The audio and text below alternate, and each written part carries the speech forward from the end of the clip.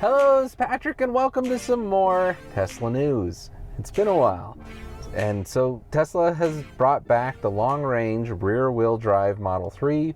It's got 363 miles of range and costs just $42,490. So if you take the tax credit, and if you've got any other incentives in your state like Colorado, you can get this for less than the originally promised $35,000 Tesla Model 3. The unique thing about this Tesla is the fact that it's got basically a 400-mile range if you were going by the older EPA mileage guidelines that they just updated this year to be a little bit more realistic. So again, more realistic. In Wyoming, you're probably looking well above 300 miles of range in windy, fast conditions and stuff like that. If you don't need to have all-wheel drive, this is the best bang for your buck. We have the original one of these at my work, and it had, I think, a 318-mile range, and they upgraded it to like 328 at one point in time through a software update, and it is efficient. Like, if you charge at a supercharger V3, it will actually hit where it says 1,000 miles per hour of charging for a certain period of time, which is like blazing fast. It's kind of cool that that came back as an option for people. They want to get the long range and the lowest cost. This is probably the best vehicle to do so. Now, if you're looking on the other end of the spectrum, if you're getting a Cybertruck like what I'm in, because they offered the Foundation series with the free full self-driving, no, I guess it's not free, but it's included in the price. It's an extra 20 grand. In addition to that, they got a bunch of accessories and equipment to hook up for PowerShare. In my case, what they did is they sent me a credit so that you could just buy other accessories, because I already had a Powerwall and a charger. And they're going to do a software update later this year, so even though I have an older gateway, it'll work with my current equipment, so I don't even need anything.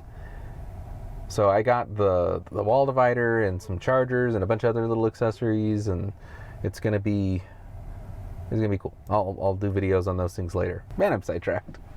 The Cybertruck drove up the U.S. EV prices higher in June because for $100,000, they sold a lot of them. And new EV prices have been trending higher cost, which is interesting because there's models that are cheaper. But then on the other end, there's models that are much more expensive, such as the Cybertruck and the new GM EVs. So they're talking like 13% increase in price since January for EVs going up, which is crazy because I just mentioned how they have newer models that are coming down.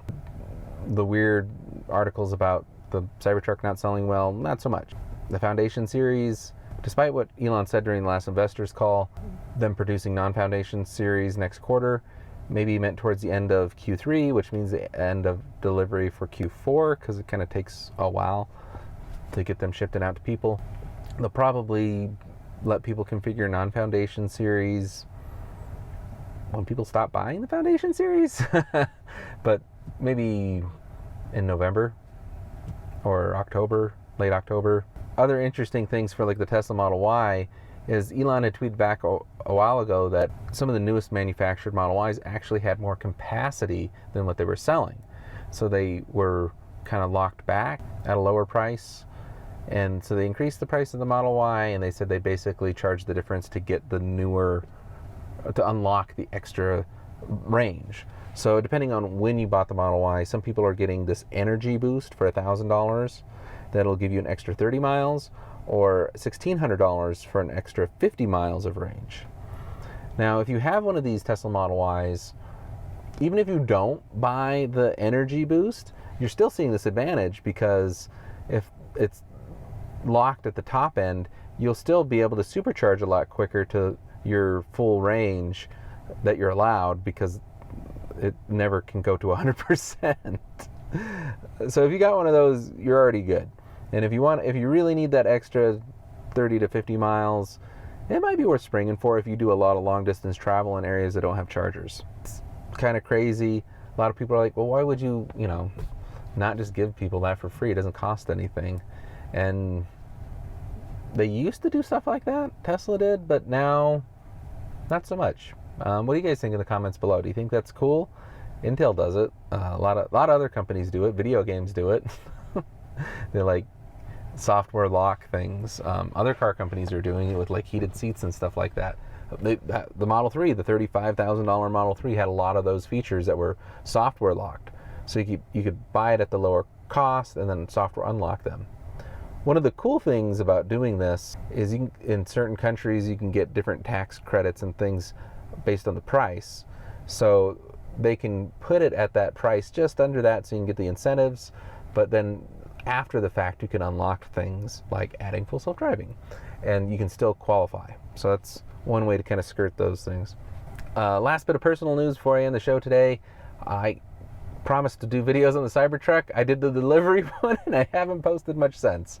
Just a little video about how turning the steering wheel works, and you just have to drive one to understand because it's totally different and it's in a good way. I had a chance to take my Cybertruck to Yellowstone towing a 28-foot camper with an electric side-by-side in it, and it was probably getting close to around 10,000 pounds. And it was all up elevation, and it was very far away from Riverton to Yellowstone. I think it was about 180 miles or so, 190 miles. So I had to stop in Du Bois, which is about 80 miles away, and charge. The DC fast charger there wasn't working at the time, so we stayed at the campground and we charged overnight there. And then we made it the rest of the way, no problem, no sweat.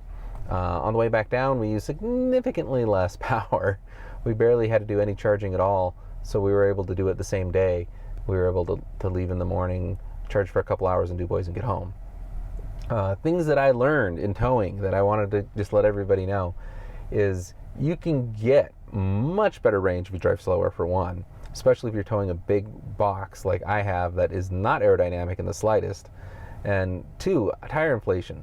They recommend you get up to 60 psi on your rear tires when you have that heavy of a load, and it does make a difference. It adds a pretty decent amount of range to the load or to the vehicle. Also, you empty your water if you're doing a travel trailer. Fill up when you get closer to your destination if they have water. Don't tote around gallons of water if you don't need to. That's just extra weight. Just a few things that I learned. I also have a 32-foot camper that I've towed around to some nearby lakes and back.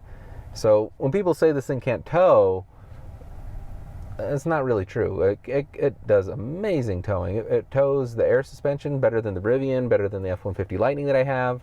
It's about the same range as I had on both of those, even though the battery's smaller because it's a little bit more efficient. The thing is, it's still not a lot. Like I said, towing up the mountain, I get about 100 miles of range. Coming back down, I was getting more like 180 miles of range.